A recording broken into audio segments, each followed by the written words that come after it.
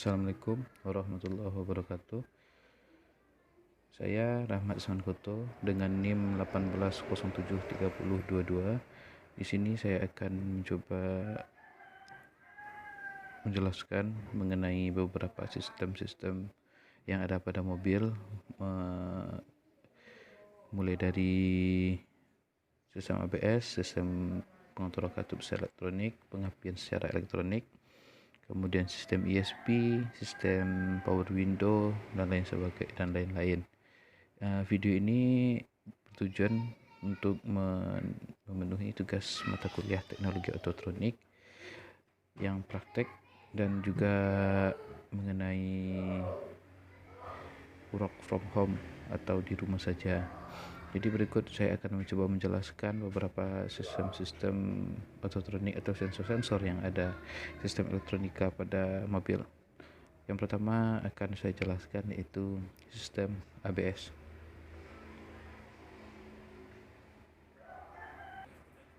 Sistem ABS berfungsi untuk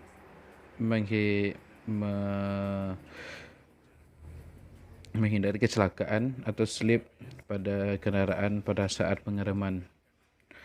ABS itu adalah singkatan adalah arti dari anti-lock brake system. Anti-lock brake system ini maksudnya adalah pencegahan terjadinya slip pada saat pengereman mobil, pengereman pada saat jalan licin. Karena kalau terjadi slip antara jalan dan roda, maka kendaraan tidak dapat dikenali secara bagus. Berikut adalah konsep kemudi. Untuk memahami ABS, maka kita harus memahami konsep kemudi. Konsep putaran roda. Kecepatan roda ini adalah kecepatan roda 0 pada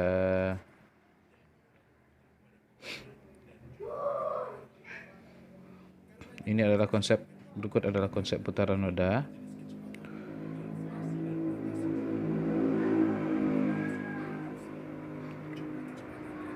Baik, kita lihat itu adalah kecepatan resolusi diambil dari kecepatan resolusi bawah.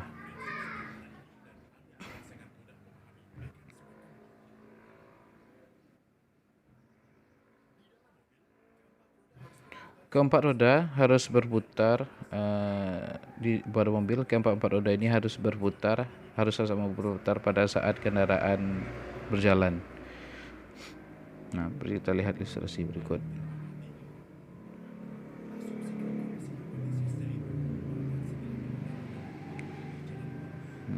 Saat kita memutar roda pun, mobil akan berusaha untuk berputar lurus. Kemudian dapat kita lihat itu adalah kecepatan rotasi dan kecepatan translasional.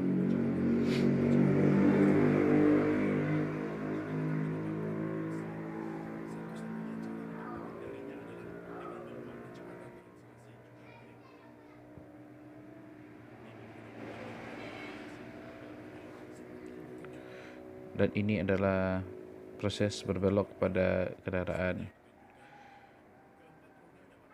Dan dia melewati titik pusat.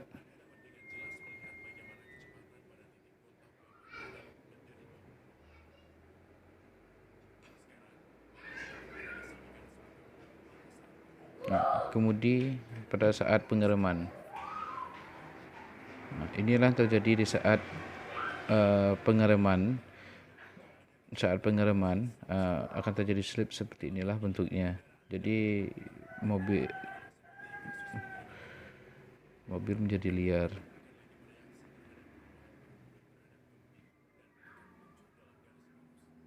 Nah, ini adalah mobil yang tidak memakai sistem ABS. Masalah besar lainnya adalah tidak terjadinya kestabilan pada saat pengereman, terutama pada jalan licin.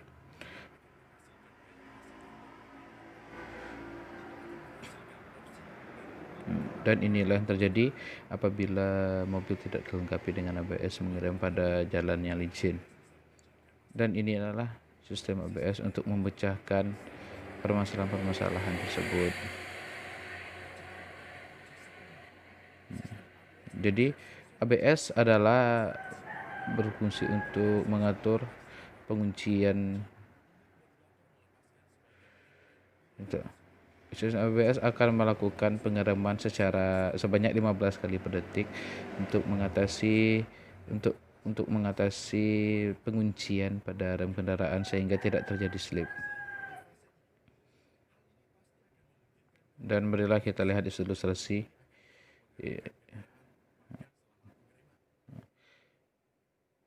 Dan ini terjadi. Dan itulah perbedaan mobil dengan ABS dan tanpa ABS.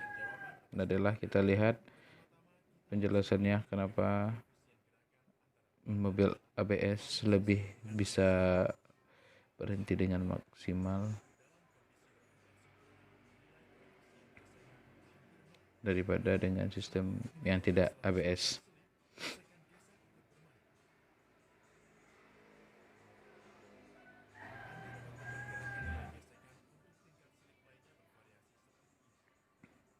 Dan itu adalah kurva dari sistem pengereman pada saat melakukan pengereman pada mobil.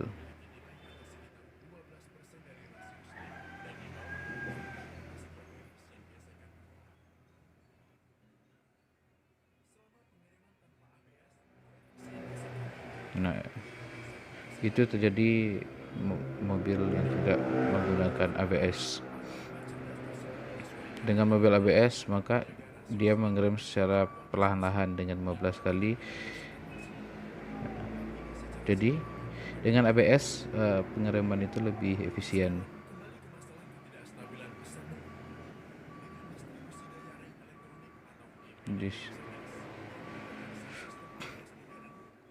Inilah terjadi bila mobil tidak dilengkapi dengan ABS, maka dia akan berputar-putar. Ini menggunakan sistem ABS, maka dia akan melakukan pengereman. Ini yang terjadi.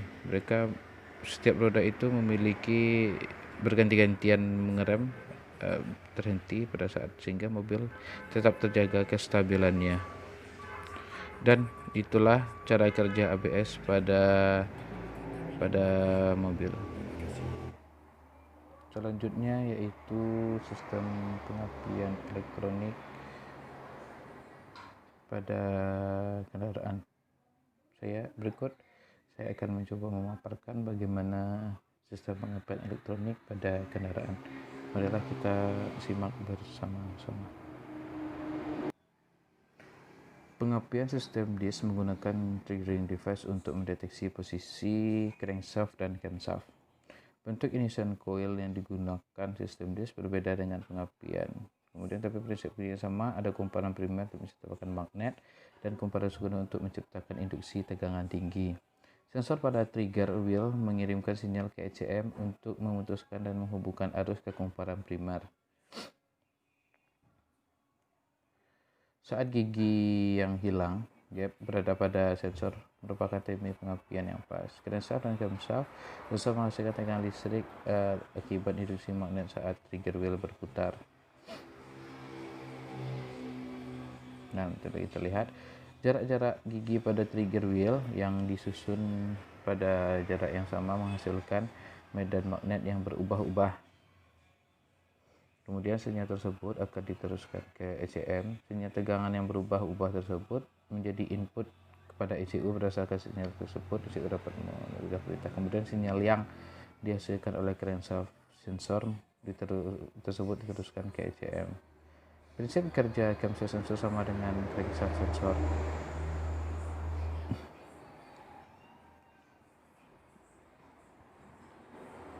Sinyal yang dihasilkan pada sensor tersebut untuk mengetahui posisi crankshaft dan camshaft. Selanjutnya sinyal ini akan juga membantu ECM untuk memajukan dan memundurkan tempo pengapian sesuai dengan putaran mesin. Ignition control module membagikan listrik tegangan tinggi ke setiap coil, ke setiap pengapian. Hilangnya kemagnetkan kumparan primer akan mengakibatkan induksi tegangan tinggi pada kumparan sekunder, kemudian diteruskan ke busi. Busi menghasilkan loncatan bunga api saat tegangan tinggi melewati celah busi.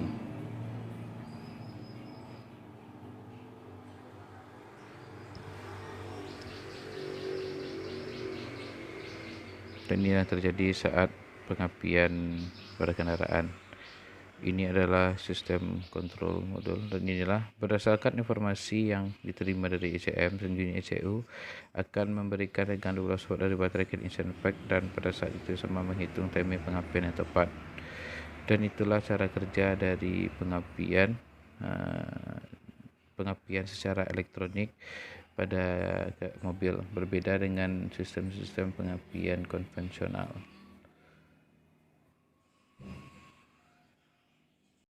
Selanjutnya yaitu saya akan coba memaparkan bagaimana sistem selanjutnya adalah sistem transmisi otomatis pada kendaraan, yang salah satunya adalah dengan sistem konversi torsi. Dan berikut saya akan mencoba memaparkan bagaimana cara kerja sistem transmisi otomatis yang dikontrol secara elektronik tersebut, karena sistem transmisi otomatis merupakan salah satu sistem transmisi yang sangat memudahkan pengemudi untuk melakukan perpindahan gigi, tidak dilakukan secara manual lagi, namun dilakukan secara elektronik dengan modulnya sendiri, akan mengatur sesuai dengan kebutuhan putaran mobil, putaran dan beban yang dialami oleh mobil. Berikut saya akan mencoba memaparkan bagaimana cara kerja dari sistem konversi torsi sistem transmisi otomatis pada kendaraan. Reaktor terhubung kepada poros stasioner melalui kopling satu arah, maka reaktor akan berputar. Kopling akan berputar secara satu arah. Dan berikut ini adalah komponen-komponen dari konversi torsi pada kendaraan. Ini menggantikan fungsi dari sistem transmisi manual pada kendaraan.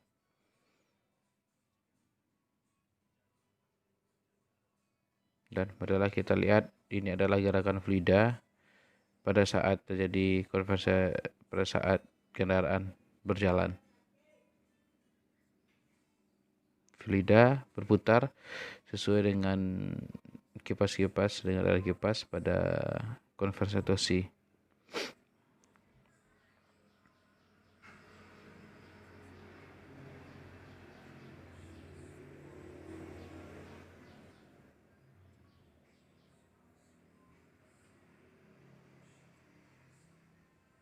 Karena kecepatan ini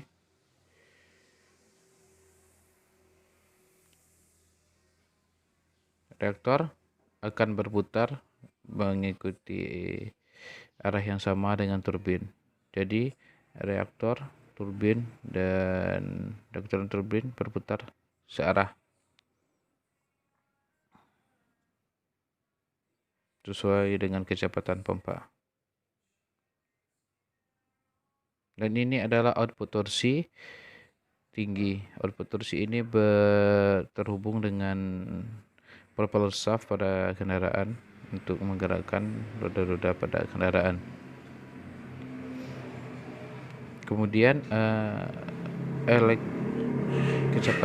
transmisi otomatis ini juga dikontrol oleh ECM dengan beberapa komponen-komponen lainnya.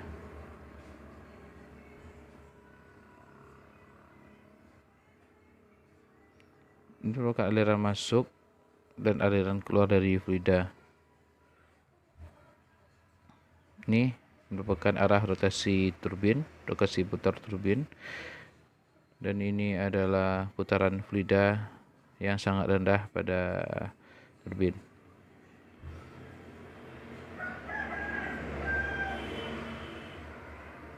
Nah, dengan reaktor ini akan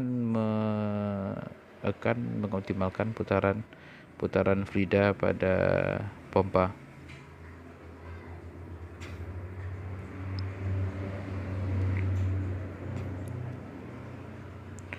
Untuk melenyapkan maka dari itu pada konstitusi mengadakan adanya kopling kunci untuk mengunci secara mekanis dengan unit pompa sehingga memiliki kecepatan sama, dan itulah penjelasan dari sistem kerja otomatis. Baiklah, selanjutnya saya akan mencoba menjelaskan mengenai sistem kerja airbag. Sistem kerja airbag ini bertujuan untuk menjaga keselamatan pengemudi maupun penumpang pada mobil pada saat terjadi benturan atau kecelakaan. Berikut saya akan mencoba memaparkan bagaimana sistem kerja dari airbag. Sistem kerja airbag adalah pada saat terjadi tabrakan atau benturan keras, maka dia akan otomatis mendeteksi sehingga airbag akan mengembang. Dan seperti inilah ilustrasinya. Sehingga dapat menjaga-jaga organ-organ vital pada kendaraan. Dan pada saat mobil tidak dilengkapi airbag, maka akan hanya dilengkapi dengan sabuk pengaman saja, maka organ-organ vital tidak akan terjaga. Dan ini bentuk-bentuk airbag ada dari depan, kemudian di samping, dan inilah bentuk dari airbag samping. Ini adalah sensor airbag control module ketika mobil menjadi kecelakaan. Dan inilah ilustrasi dari proses pengembangan dari airbag. Dan ini adalah airbag control, bentuknya seperti ini. Komponen-komponen dari airbag control pada saat terjadi kecelakaan.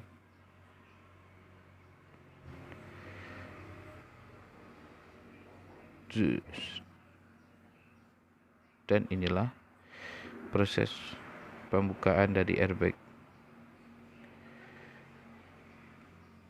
Bisa kita lihat, inilah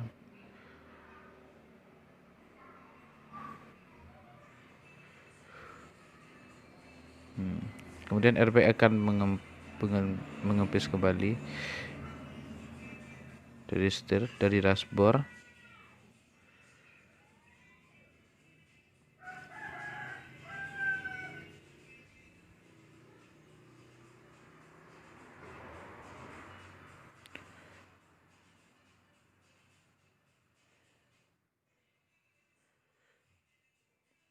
Airbag akan mengembang apabila terjadi kecelakaan seminimal mungkin kecepatan kendaraan pada 16 ataupun 21 km per jam.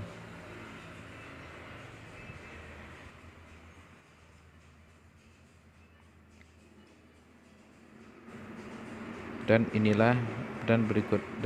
itulah penjelasan dari sistem SRS atau sistem airbag pada kendaraan.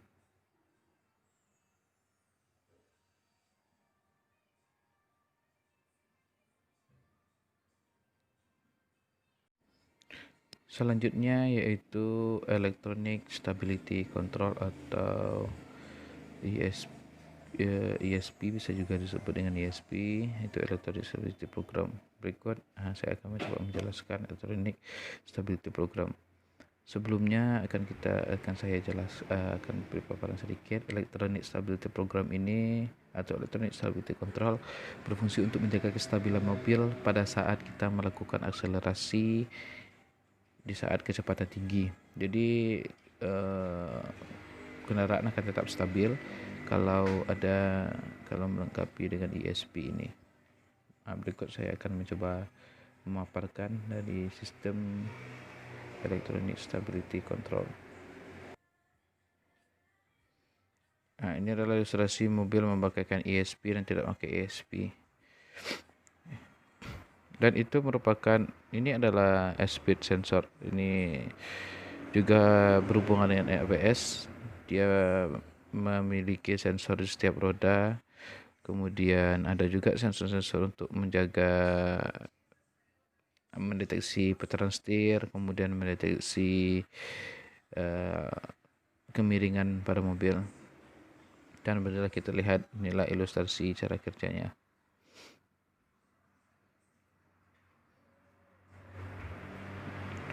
Electronic stability control juga akan mengontrol semua dari sistem, juga mencegah slip, mencegah hampir sama dengan sistem ABS. Dan marilah kita lihat di saat mobil melakukan akselerasi pada kecepatan tinggi, satu rodanya akan berhenti, kemudian yang lainnya akan berputar. Dan itulah reaksi pada saat mobil melakukan akselerasi pada kecepatan tinggi. Mari kita lihat. Untuk mencegah mobil melakukan slip seperti itu, maka dia akan melakukan pengereman secara berbeda-beda kepada setiap mobil ban kendaraan. Dan itulah penjelasan dari sistem stability control. Selanjutnya saya akan menjelaskan bagaimana sistem active traction control atau electronic traction control ini menjaga traksi mobil pada saat di tanjakan. Saya akan mencoba memaparkan bagaimana sistem dan cara kerja dari electronic traction control atau active traction control pada kendaraan.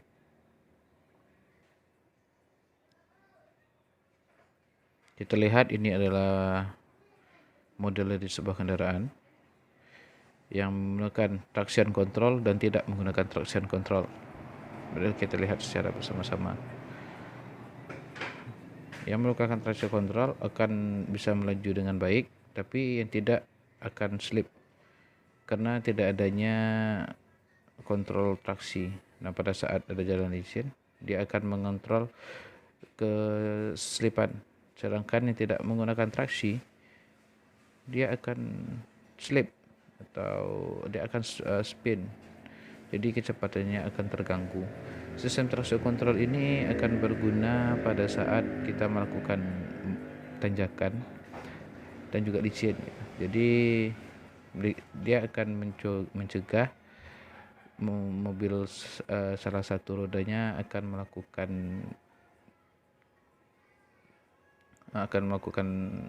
apabila memang satu roda akan melakukan spin, dia akan otomatis mengunci dan melakukan putaran lagi dengan roda secara kontinuitas sehingga kendaraan tersebut, dan ini yang terjadi, dia setiap roda dia sensor akan mendeteksi roda mana yang akan melakukan,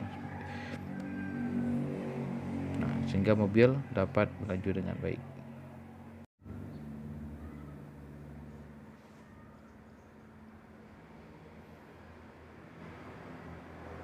Baiklah, selanjutnya yaitu mengenai sistem injeksi bahan bakar common rail pada mobil pada kendaraan diesel. Baiklah, saya akan mencoba memaparkan dan menjelaskan sedikit mengenai sistem injeksi bahan bakar common rail. Dan marilah kita simak secara bersama-sama. Apa itu common rail? Common rail adalah sebuah sistem untuk menginjeksikan bahan bakar di mana sistem ini dikendalikan secara elektronik oleh ECM atau Electronic Control Module. Manfaat common rail antara lain yaitu mengurangi partikulat emisi gas buang yang dihasilkan, mengurangi noise atau mengurangi suara bising yang dihasilkan oleh mesin, kemudian meningkatkan performa mesin dan menambah efisiensi bahan bakar. Dan inilah beberapa manfaat-manfaat dari common rail, sistem common rail pada kendaraan diesel.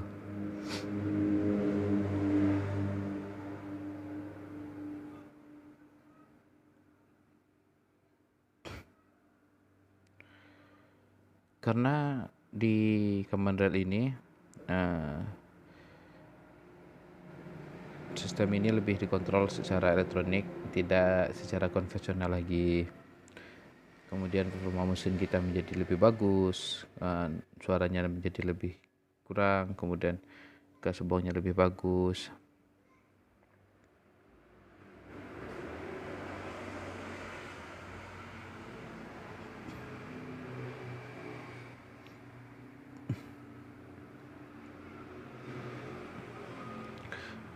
Adapun kelebihan dan kekurangan lebih ke model. Yang pertama yaitu membakar lebih sempurna, yang kedua yaitu lebih efisien, yang ketiga outputnya lebih besar, output tenaga lebih besar, kemudian emisinya lebih baik.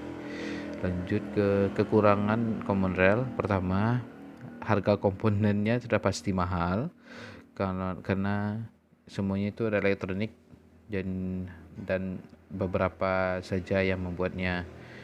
Kemudian perawatannya yang rumit daripada konvensional, kenapa rumit? Karena sistem common rail ini dan elektrik ada beberapa mekanik yang belum menguasai mengenai sistem elektronik ini. Langkah terbaiknya adalah pergi ke dealer tempat kendaraan tersebut. Kemudian bahan bakar tidak boleh sembarangan. Dia harus menggunakan bahan bakar yang rendah sulfur, kemudian memiliki angka setan yang lebih tinggi. Contohnya Pertamina Dex, kemudian biosolar. Karena kalau kita menggunakan bahan bakar yang biasa, kan hasil tenaganya tidak kurang gitu. Jadi kemudian mesinnya akan pincang dan injektornya juga bermasalah. Perbedaan antara konvensional dan sistem common rail, yang pertama, konvensional itu menggunakan pompa inline, kemudian satu pompa untuk semua injektor, pompa rotari, satu pompa melayani semua injektor. Kemudian tekanan pada konvensional lebih rendah, tegangannya lebih rendah, biasanya 200 bar, di bawah 200 bar. Tekanan pada kamera itu tekanannya lebih tinggi, di atas uh, di atas 2000 bar. Kemudian lanjut ke kontrol dari konvensional, dikontrol secara konvensional. Untuk common rail dikontrol secara elektrik. Pada konvensional, emisinya lebih jelek dan lebih kotor dan tidak baik untuk kendaraan.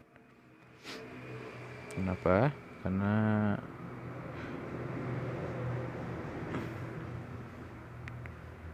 kurang baik, karena kurang homogen gitu di common rail, karena penyemprotannya lebih merata dan lebih homogen, maka emisinya lebih baik. Lanjutnya komponen common rail, komponen sistem common rail. Pertama yaitu electric full pump, kemudian full filter, kemudian high pressure pump, kemudian fuel metering control valve, common rail, common system, ya kayak rel jam untuk melayani injektor CM. Cara kerjanya yaitu electric fuel pump akan memompa bahan bakar menuju fuel filter, kemudian akan disaring, penyaringan bahan bakar baik. Selanjutnya kan ke high pressure fuel pump. Di sini fuel pump ini pompa rotary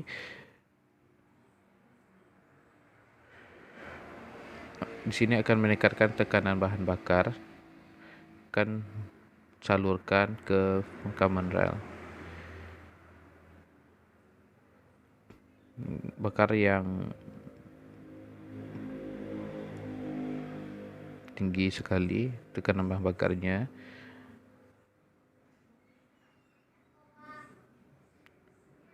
semuanya akan fuel response sensor akan mengontrol tekanan-tekanannya, tekanan bahan bakar. Kemudian semua sensor akan masuk input ke ECM. Itu adalah full real pressure control valve. Apabila tekanan sangat tinggi, itu akan membuka ke tangki bahan bakar.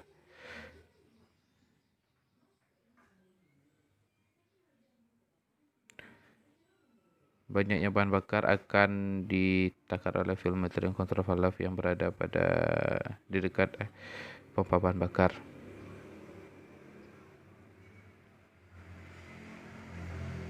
Setelah bahan bakar berada di rel, dilanjut masuk kepada injektor dan menuju ruang bakar. Jumlah injektor tergantung pada silinder, ada yang 4, ada yang 6, ada juga yang 8. Semuanya diatur oleh ECM, berbagai macam sensor yang berada pada sistem command rail.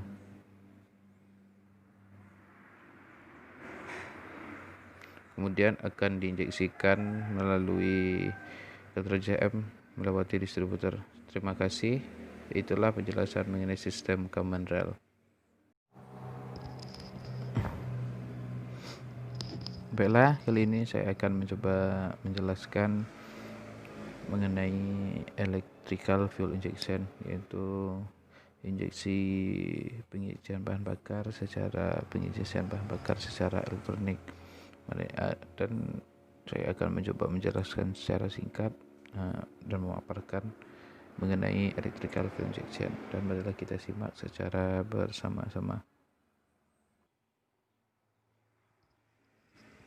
Kemudian ini adalah diagram pengaliran dan cara kerja dari sistem mobil injeksi.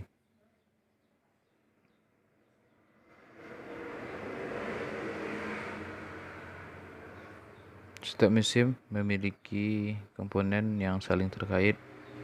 Apa saja komponen-komponennya itu? Antara lain yang pertama yaitu tangki bahan bakar, selanjutnya saringan bahan bakar atau fuel filter, selanjutnya pohon bahan bakar atau fuel pump, selanjutnya selang bahan bakar,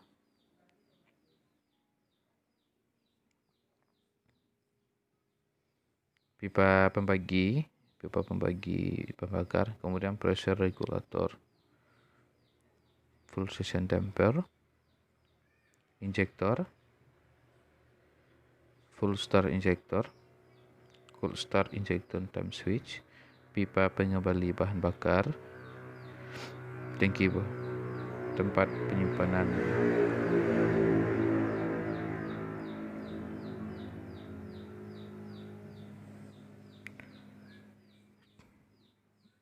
skema tangki bahan bakar. Udara pada tangki bahan bakar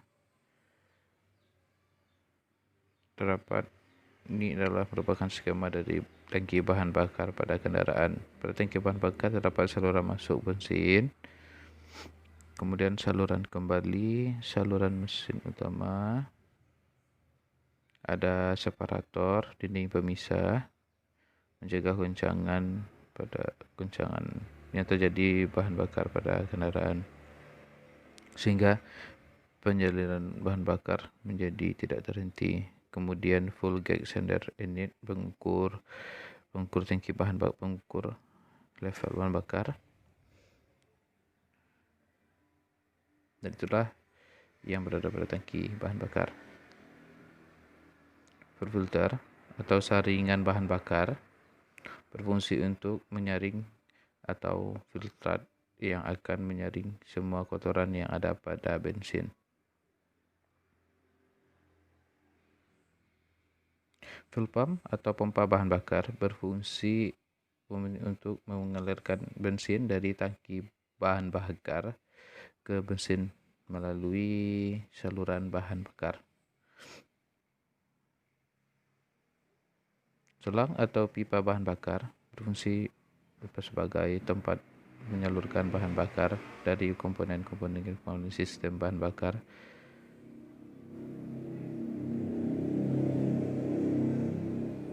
Pipa pembagi atau full dari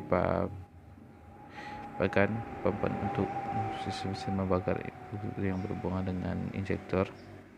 Pipa pembagi berfungsi untuk menyalurkan bahan bakar ke injektor. Hampir sama dengan sistem pressure regulator berfungsi untuk menjaga tekanan bahan bakar pipa pembagi agar tekanan sesuai dengan spesifikasi yang ada dan stabil. Besar tekanan pada pembagi diatur sebesar 2,5 meter sampai 2,9 kilogram per sentimeter persegi. Apabila tekanan melebihi spesifikasi yang telah ditentukan, maka katup regulator akan terbuka dan bahan bakar akan kembali ke tangki bahan bakar. Proses temper fungsi untuk mencegah terjadinya fluktuasi, menyerap kejutan dari variasi tekanan bahan bakar yang terjadi pada tekanan bahan bakar.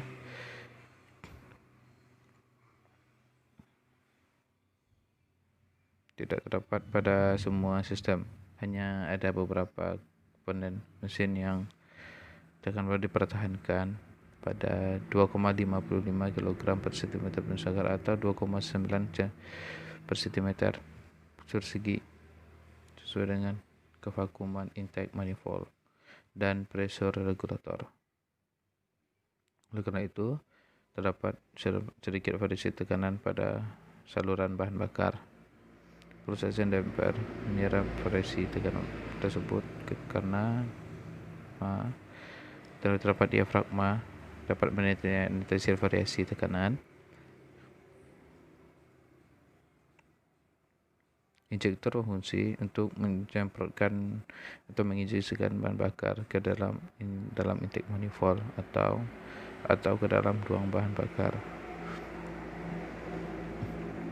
Perbedaan tipe ini terdapat pada dilihat dari letak dari penginjeksian. Tipe-tipe digunakan. Throttle body inspection atau disebut dengan single point injection. Letak injektornya berada throttle body.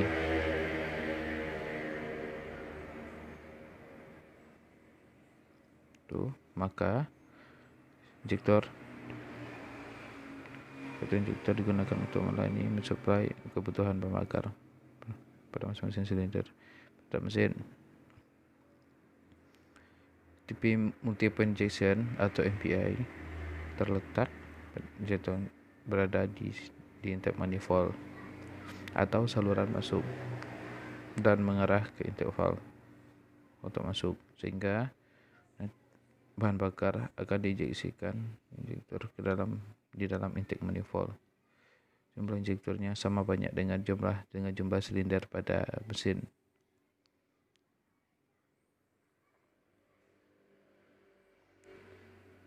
Jika jumlah mesin silinder 4, maka injektornya juga 4 pada jenis ini.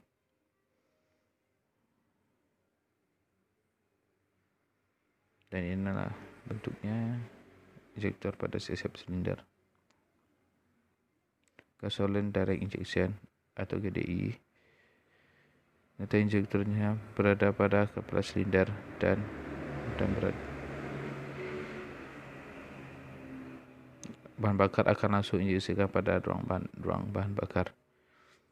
Jumlah injektor pada tipe ini, pada gasoline direct injection, jumlahnya injektornya sama dengan jumlah silinder pada mesin. Misalnya mesin dengan jumlah 4 silinder, maka injektornya juga 4 buah.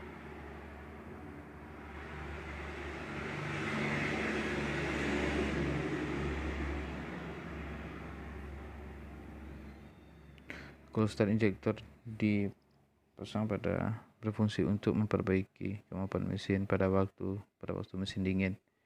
Ini bekerja ketika pada masih rendah. Pipa pengembali bahan bakar berfungsi sebagai tempat kan kelebihan tekanan bahan bakar untuk beberapa pipa pembagi untuk kembali ke tangki bahan bakar.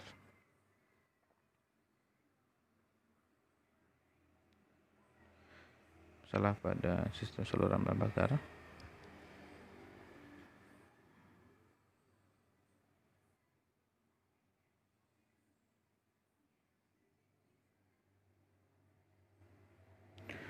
Demikianlah penjelasan komponen-komponen dari sistem injeksi bahan bakar.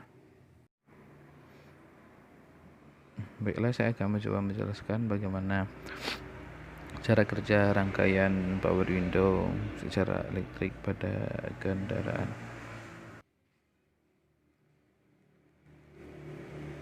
Nah, inilah cara kerja dari ada perputaran secara arah jarum jam dan ada juga berlawanan arah jarum jam.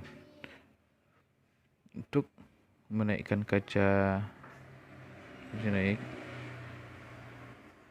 kita pasang relay, dan inilah cara dan begitulah cara bentuknya, cara kerja dan rangkaian dari sistem power window.